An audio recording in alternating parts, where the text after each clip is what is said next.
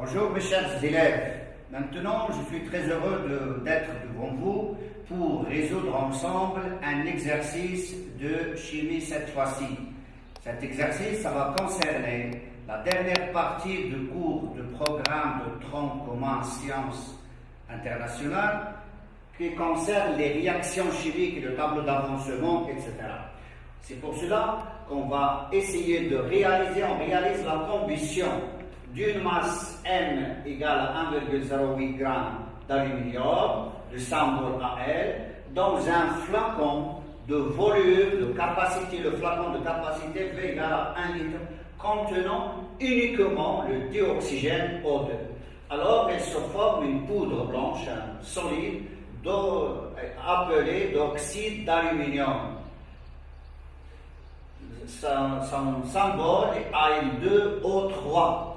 On vous demande maintenant la première question de calculer les quantités de matière initiale des réactifs, c'est-à-dire la quantité de matière qui correspond à une masse d'aluminium et la quantité de matière qui correspond à un volume. À savoir, dans les données, on vous a donné la masse molaire d'aluminium et dans les conditions de l'expérience, on vous donne le volume molaire des gaz, Vm égale à 24 litres par mol. On va essayer de commencer par la première question. Première question vous demande de calculer les quantités de matière initiale. Je vais commencer par la quantité de matière d'aluminium. Puisqu'on a la masse, donc on va essayer de relier quantité de matière et masse. La relation MAL sur la masse molaire d'aluminium. La masse est 1,08 g sur 27 g par mol. Vous allez retrouver la valeur 0,04 plutôt, 0,04 mol, c'est-à-dire 4,10 - 2. La même chose pour l'oxygène, quantité de matière de O2, puisqu'on a le volume de dioxygène, je vais relier la quantité de matière et volume du gaz VO2 sur V molaire. VO2 1 sur V molaire 24. Si vous calculez 1 sur 24, vous allez retrouver 0,0416 mol. La deuxième question maintenant. Deuxième question, on vous demande d'écrire l'équation de la réaction. La réaction de la combustion d'aluminium dans le dioxygène. Deuxième question. La réaction de combustion d'aluminium dans le dioxygène, ça va donner, on a donné Al2O3, le solide qui se forme, Al2O3. Maintenant, cette équation, on va essayer de l'équilibrer. Pour l'équilibrer, je vais commencer par l'atome d'oxygène. Les atomes d'oxygène, on a maintenant ici deux atomes, dans la molécule de Al2O3, trois atomes. Deux atomes, trois atomes. Pour les équilibrer, je vais multiplier le 2 par 3, l'indice, le coefficient stéchiométrique, et maintenant je vais utiliser ici 2. Et maintenant j'ai réglé le nombre d'atomes d'oxygène, alors je vais passer au nombre d'atomes d'aluminium. 2 fois Al2, donc 4, je vais utiliser 4Al plus 3O2, donc 2Al2O3. La question suivante, ça concerne de dresser le tableau d'avancement de cette réaction. Vous connaissez très bien. Troisième question, je vais essayer le tableau, ça concerne l'équation AL, O2, Al2O3. Maintenant, je vais ajouter les coefficients, clairement, 3 et 2.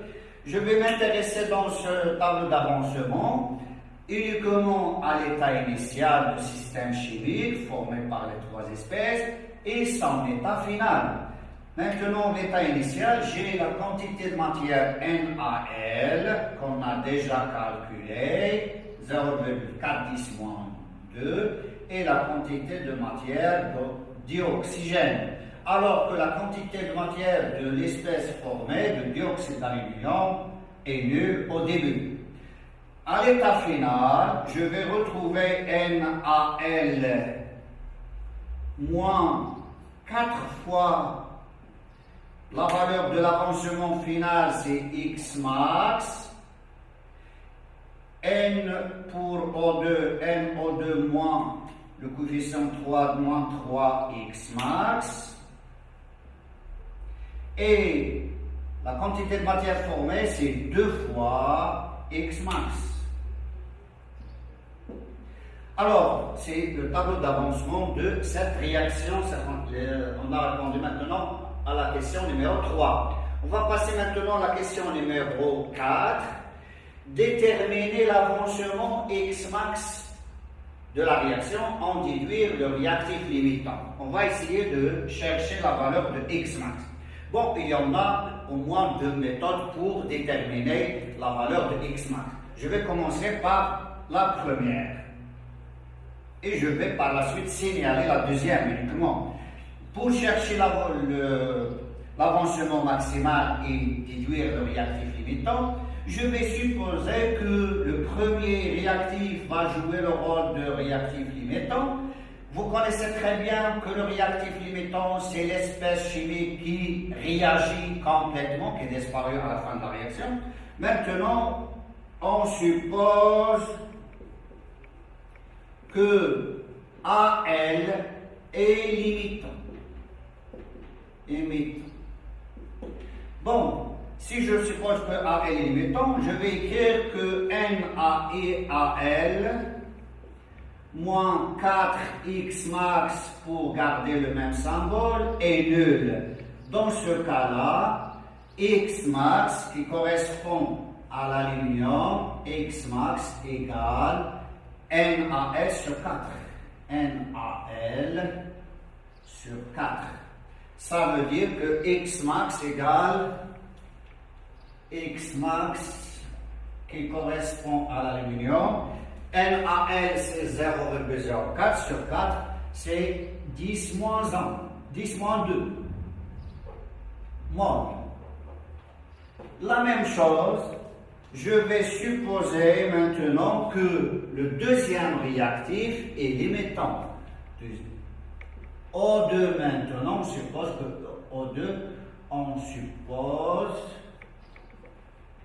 que O2 est limitant. Ça veut dire quoi? Ça veut dire que la quantité de matière de O2 à la fin, elle va être nulle. C'est-à-dire que NO2 moins 3X max égale 0. Ça veut dire que X max, qui concerne l'oxygène, égale à N calculé au début sur 3 égale X max dans ce cas-là, qui concerne l'oxygène, égale à NO2 0,0416 sur 3, ça va donner 0,0138 mol, c'est-à-dire 1,38 10 moins 2 mol. Voilà. Maintenant, pour choisir parmi les deux valeurs, X max qui correspond à l'aluminium et X max qui correspond à l'oxygène, vous voyez que celui de l'aluminium est inférieur. Alors, résultat, on choisit la valeur, la plus petite valeur des deux valeurs des coefficients. Donc, X max de la réaction égale effectivement à 10 moins 2 mol. Et par la suite, le réactif limitant,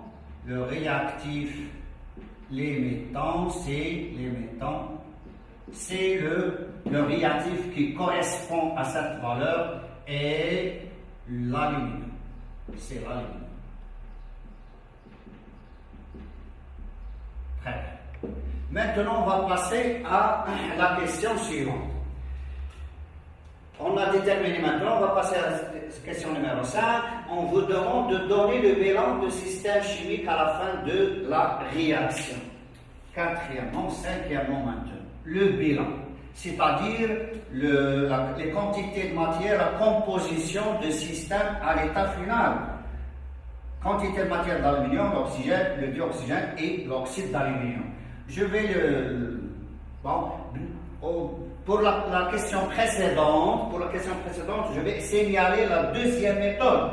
On peut maintenant, deuxième méthode, pour chercher la valeur de l'avancement maximal, je peux simplement comparer entre les quantités de matière de O de AL sur le coefficient avec NO2 sur le coefficient. Et je vais garder la valeur la plus petite, c'est celle qui correspond à la valeur de X max. Bon, maintenant ça c'est entre parenthèses.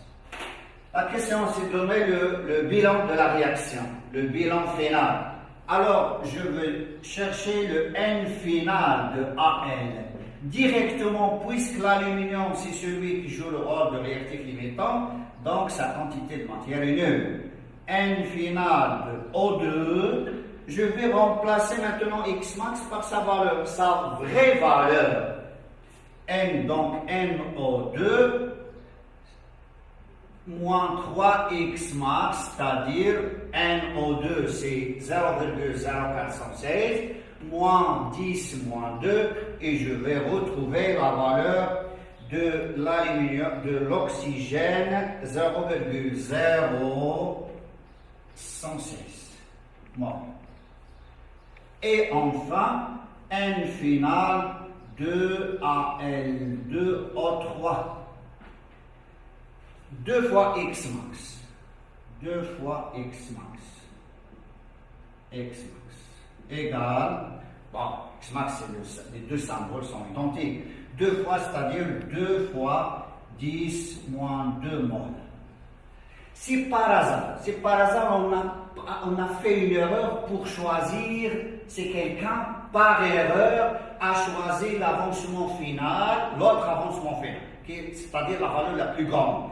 Dans ce cas-là, il va se méfier lorsqu'il cherche les quantités de matière, lorsqu'il donne le bilan final. Il va retrouver le vrai réactif limitant, sa quantité de matière va être négative. Donc, maintenant, il faut qu'il reprenne son calcul. Et maintenant, je vais passer à la question suivante. On vous demande de calculer la masse M0 de solide formé. Sixièmement, la masse M0, c'est-à-dire M0 de quoi? Le solide formé, c'est l'oxyde d'aluminium. M0 de Al2O3.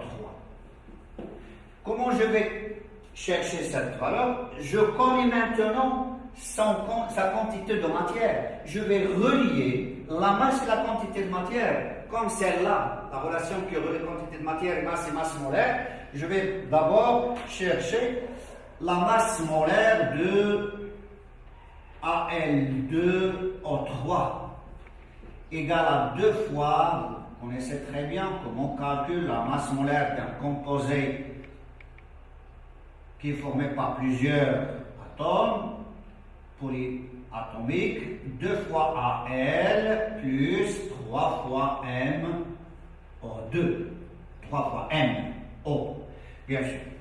On a parmi les données la masse molaire d'oxygène et la masse molaire d'aluminium.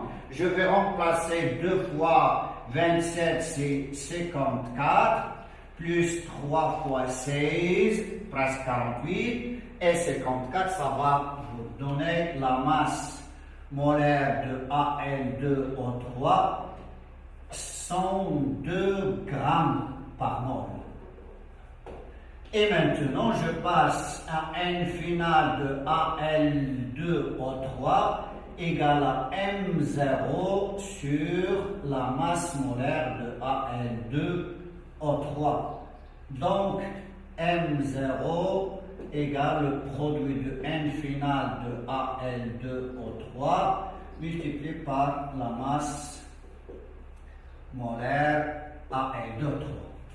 Celle-là, c'est déjà 2, 10 moins 2, 2 fois 10 moins 2 multiplié par 102, ça va vous donner 2,04 grammes.